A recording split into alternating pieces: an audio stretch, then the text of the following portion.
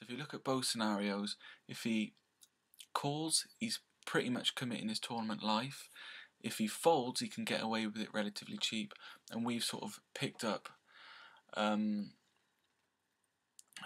fairly substantial pot without investing too much.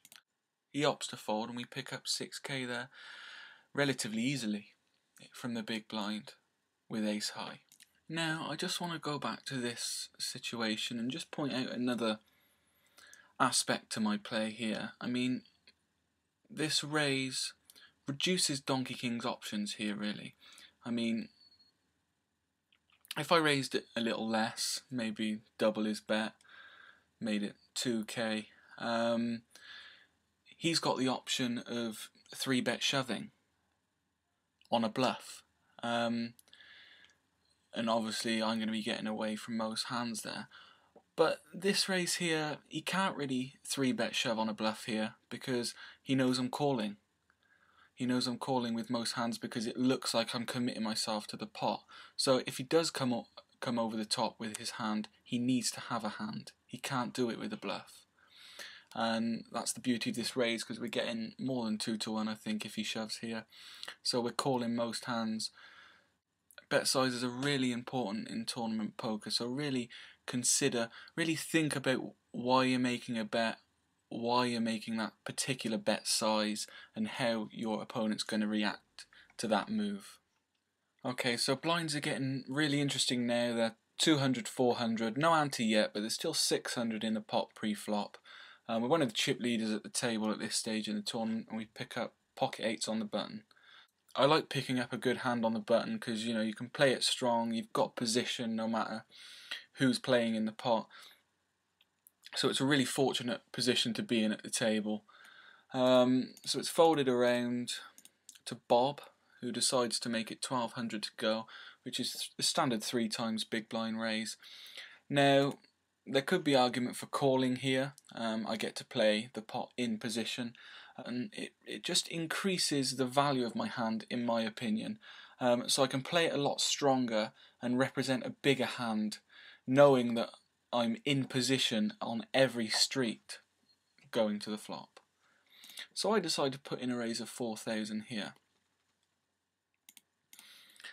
And it's folded around to Bob, who elects to call. So there's 8,500 in the pot going to the flop. Now a flop of 6, 7, 10 is a great flop for me really. The chances are Bob's holding 2 paint cards, 2 high cards, so he elects to check. I don't think he's got trips. People may say, well, he'd check with trips, but I personally think he'd be betting out here because it tends to pay to be aggressive. Very often deep in tournament poker, if you act aggressive, it just sets people off a bit, and people tend to start shoving over the top, thinking their ace king or medium pair is good. But he checks, and some people may call my move spewy, but I like it here. I pretty much know I'm ahead. I don't want to risk any paint card coming on the turn. You know, if I check here or bet small and he calls with his ace king, ace queen, and any jack, queen, king or ace come on the turn, you know, I don't know where I am. So I actually elect to shove all in here and put him to a decision, and it doesn't take him long to fold. And I pick up that 8k. Now the reason I shove is because I know I'm ahead on the flop. I'm 99% sure I'm ahead on the flop, so that pot's mine. I'm entitled to it and I want to take it. I don't want to take the hand any further. I'm happy to take that, pick up that 9k in the pot there, or whatever it was, and obviously my decision was right. There's no need to take it to a turn or river and for a high card to come out and me just put to a difficult decision. So I elect to pick it up. This hand's actually an example of a very bad play on my part. So I decide to include it. It's only a small pot, but it's just a hand that bugged me, so I'll just show you what happens. So I basically make it 1900 to go with ace 5 of spades, and it's folded to the big blind, who elects to call. 2 spades, so I've got the nut flush draw. There is a pair out there, and it's checked to me. Now I decide to check behind, and the reason being is I want a chance to hit my flush. You know, obviously if I'm check raised on this board, I'm going to fold. So I decide to check, and the jack on the turn, and it's check to me again. Again, I don't want to get check raised. There's not that much in the pot, so there's no point getting creative with this hand. Again, I just opt to check, and a blank on the river for me. It's checked to me a third time. Now, ideally, I should be checking behind here. If ace high is good, if I check, I'll be picking up the pot. If I bet, I'm only going to be called by a better hand. So there is no point in me betting here. I don't know why, but I opt to bet 2,400 and it's called by a better hand. Now, obviously, if ace high is good there, checking wins the hand. If I bet, I'm only being called by a better hand. So that's an example of a bad play on my part. So just note that sometimes in a tournament, not betting is the best option. And obviously, I didn't take my own advice here and lost 2,400 that I could have done with keeping in this spot. Okay, so blind's starting to get pretty serious now.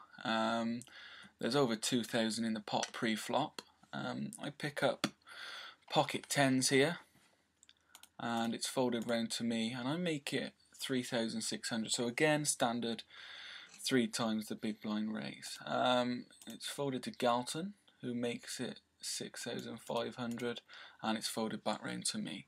Now, his raise is interesting. That raise looks so nitty, it screams kings or aces. He's pretty much just doubled my bet. So he's obviously just trying to build the pot as much as possible. So at this stage, I'm pretty sure I'm behind. He wouldn't really be raising that much with ace king. I'm sure he'd be betting more. The options here are obviously either to call and try and hit our set and win a big pot, or fold. Now, even though I know I'm probably 99% of the time behind here, I call all day long here, because if we look, there's about 12,000 in the pot already, and there's only 3,000 for me to call, so I'm getting 4 to 1 on my money. If I call and end up folding on the flop, I'm still left with about 15,000, whereas if I fold now, there's no difference. I've only got 18,000, so I'm paying 3,000 to pretty much double up here. If I lose the hand and opt to fold on the flop, it's not really the end of the world. I just tighten up. I've got over 10 big blinds and I can look for a double up in a different spot. So I opt to call, and lo and behold, I flop a set. Not the best flop for me, but obviously if he's got aces, we're in pretty good shape. So obviously there's no real need for me to bet here, because he's going to be betting all day long behind, and he actually decides to shove. That's a great bet for me, because obviously he's not going to be shoving with kings or queens here, and I can't see him raising with ace king like that before the flop, so it's got to be aces. We obviously call, and he does show aces, and the turn and river are both blanks, and we win a huge pot there, and we're up to 45k. So obviously we got lucky to hit our set on the flop, but just emphasise the fact that we were getting huge odds on before the flop to call, and folding pre-flop and on the flop really wouldn't have made much difference. So it's always good to try and hit your set, especially at this stage in the tournament. If you do flop a set, then chances are you're going to win a big pot. So we're in the big blind here, and when blinds start increasing to this size, blind play is very interesting and sometimes tricky to a lot of people. You either get people that just tighten up and get blinded away, or you get people that overcommit themselves in their blinds and try and defend every blind they're in and just get overcommitted and end up busting. But in this particular situation, it's folded right around to the small blind who opts to raise here. Obviously I could throw my hand away and move on, but I'm going to be in position on every street here, and I like calling here just to try and... I actually flop middle pair, which may well be the best hand in this spot. My opponent actually checks, and I opt to put out a little feeler bet of 2,400 just to see where I am.